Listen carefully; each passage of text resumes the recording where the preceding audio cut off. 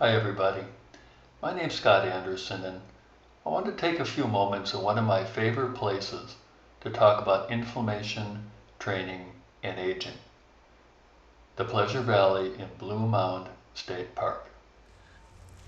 Hi everybody, today I want to talk a bit about inflammation. And I've written a lot about inflammation over the years. I've spoken a lot about inflammation over the years. But I recently had an experience that highlighted the importance of inflammation in an older body. The past month or so, I've been training really hard. Now, you may be wondering, why does a 50-year-old person need to or want to train really hard? Well, there's a reason for that, and I'll talk about that in a future video.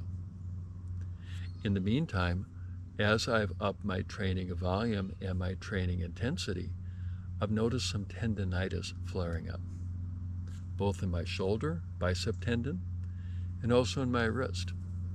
So my first thought was, oh, tendinitis, you should look at your form on the rowing machine.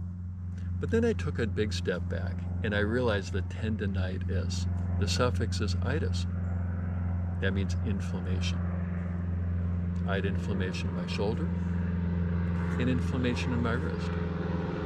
So I looked really hard at what I do in my daily life to explore what is potentially upping the inflammation. Now, overall, I lead a pretty anti-inflammatory life with two major exceptions. One, I really like oat milk lattes. And the other is I really like gluten-free vegan treats I get at the local bakery. And truth be told, I've been indulging more of late. So I know in my system that oat milk is effectively candy. It's effectively sugar.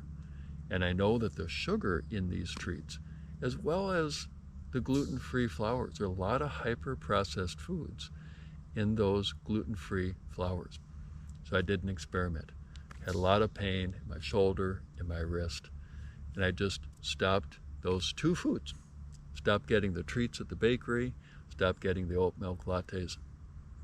How many days do you think it took before I felt a difference? 2 days. 2 days. Pain didn't reduce by some percent. The pain went away, 100% gone.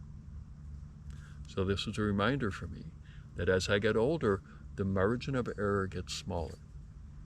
And so in bumping up my fitness, by bumping up my training, I have to modulate all the potential sources of inflammation that may be at play. Now, I'm not going to train this hard forever. This is just a short-term experiment.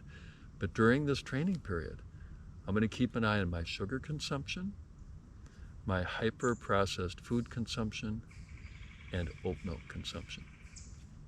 So that's an N of 1, may or may not apply for you, but I thought I'd share. Thanks for listening.